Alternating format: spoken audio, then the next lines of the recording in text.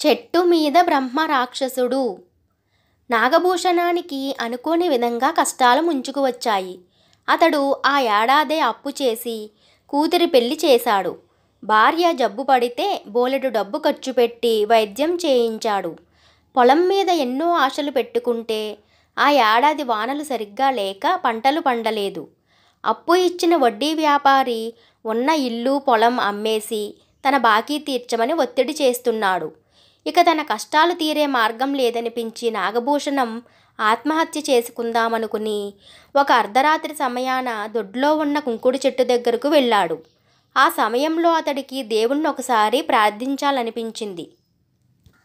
భగవంతుడా, వచ్చే జన్మలోనైనా నన్ను భాగ్యవంతుడిగా పుట్టించు అంటూ నాగభూషణం రెండు చేతులు జోడించాడు. ఆ మరుక్షణం అతడి కాళ్ళ దగ్గర ఒక మూట పడింది. నాగభూషణం ఉలిక్కిపడి దాన్ని తీసుకుని లోపల ఏమున్నదో చూశాడు. అతడి కళ్ళు చెదిరిపోయాయి. మూట నిండా బంగారు కాసులు.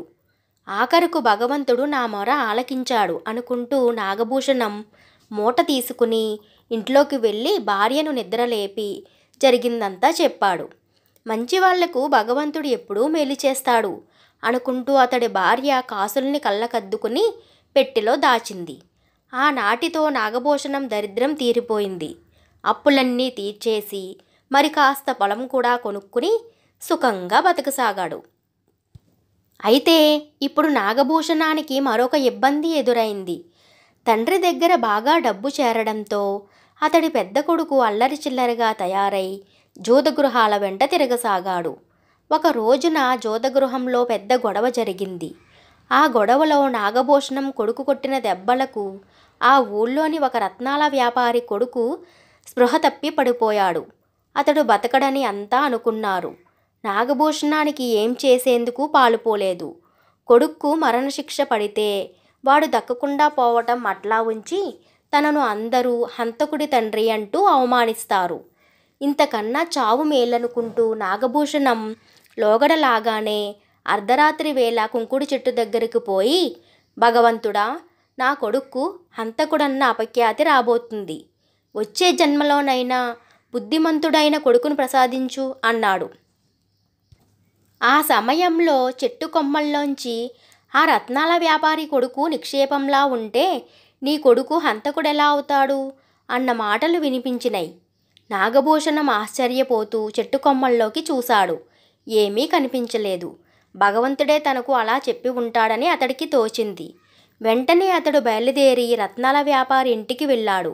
వ్యాపారి కొడుకు ఒంటి నిండా కట్లతో మంచంలో పడుకుని ఉన్నాడు. అతని తల్లిదండ్రులు బంధువులు దిగులుగా కూర్చుని ఉన్నారు. రత్నాల వ్యాపారిని సమీపిస్తూనే నాగభూషణం కోపంగా, ఏమయ్యా, నీకిదేమన్నా న్యాయంగా తోస్తున్నదా?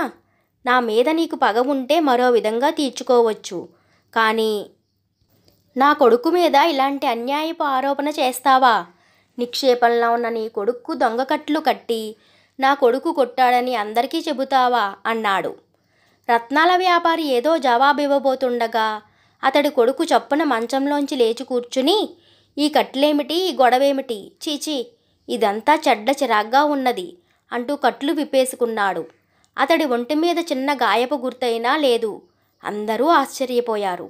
అంతా ఏదో మాయలా ఉన్నది అంటూ రత్నాల వర్తకుడి భార్య కొడుకును కావలించుకున్నది. మాయో మంత్రమో, మనవాడు మనకు దక్కాడు. నేను నాగభూషణానికి రుణపడి ఉన్నాను అంటూ రత్నాల వర్తకుడు నాగభూషణాన్ని క్షమాపణ కోరాడు. నాగభూషణం తృప్తిగా ఇంటికి వెళ్ళిపోయాడు. ఇది జరిగాక అతడి కొడుకు ఎంతో బుద్ధిమంతుడిలాగా ప్రవర్తించసాగాడు. కొంతకాలం గడిచేసరికి నాగభూషణానికి ఒక కొత్త ఆలోచన వచ్చింది. తను ధనవంతుడన్న మాట నిజం, కానీ కోటీశ్వరుడేం కాదు. తరతరాల పాటు తన వంశం సుఖపడేటంత సంపద సంపాదించాలంటే ఒకే ఒక మార్గం ఉన్నది. దొడ్లో ఉన్న కుంకుడు చెట్టు దగ్గర మరొకసారి ఆత్మహత్యా ప్రయత్నం చేయటం. అందువల్ల తనకు 2 సార్లు మేలు జరిగింది. ఇలా ఆలోచించి నాగభూషణం ఒక అర్ధరాత్రి వేళ చెట్టు దగ్గరకు వెళ్ళాడు. హఠాత్తుగా పైనుంచి దబీమంటూ ఒక బ్రహ్మరాక్షసుడు అతడి ముందుకు దూకి, మళ్ళీ ఎందుకొచ్చావు అంటూ హూంకరించాడు. బ్రహ్మరాక్షసుణ్ణి చూస్తూనే నాగభూషణానికి నోట మాట రాలేదు. అతడు అతి కష్టం మీద గొంతు పెగిల్చుకుని, ఎవరు నీవు అని అడిగాడు. చావాలని వచ్చిన వాడివి నన్ను చూసి భయపడతావెందుకు? తెలియడం లేదా? నేను బ్రహ్మరాక్షసుణ్ణి. చాలా ఏళ్లుగా ఈ చెట్టు మీద ఉంటున్నాను. నువ్వు ఆత్మహత్య చేసుకోకుండా ఉంటే నాకు ఈ భయంకర రూపం నుంచి విముక్తి కలిగి స్వర్గం చేరుకుంటాను. అందుకే లోగడ 2 సార్లు చావకుండా నిన్ను కాపాడాను అన్నాడు బ్రహ్మరాక్షసుడు. ఆ జవాబుతో నాగభూషణానికి భయం పోవటమే కాక బ్రహ్మరాక్షసుడి నుంచి మరికొంత సహాయం పొందవచ్చునన్న ఆశ కలిగింది. నా ఆత్మహత్యకు, నీ స్వర్గప్రాప్తికి ఈ లంకె ఏమిటి అన్నాడు నాగభూషణం. ఆ ప్రశ్నకు బ్రహ్మరాక్షసుడు పెద్దగా నిట్టూర్చి, భగవంతుడు మనిషికి కొంత ఆయువు ఇచ్చి ధైర్యంగా బతకమంటాడు. మనిషికి కష్టాలు వస్తే ధైర్యంగా ఎదుర్కోవాలి తప్ప ఆత్మహత్యల్లాంటి వాటికి పాల్పడరాదు. నేను నీ పూర్వీకుణ్ణి. కష్టాలు భరించలేక ఆత్మహత్య చేసుకుని ఆ పాప ఫలితంగా బ్రహ్మరాక్షసుణ్ణి అయ్యాను. నా వంశంలో నా తర్వాత 5 తరాల వరకు ఎవరూ ఆత్మహత్య చేసుకోకుండా ఉంటే నా పాపం నశించి స్వర్గప్రాప్తి కలుగుతుంది. నా వంశంలో వాడికెవడికైనా 2 సార్లు మాత్రమే నేను సహాయపడగలను. ఇప్పుడు నువ్వు నా వంశంలో 5వ తరం వాడివి. 2 సార్లు నీకు సాయపడ్డాను.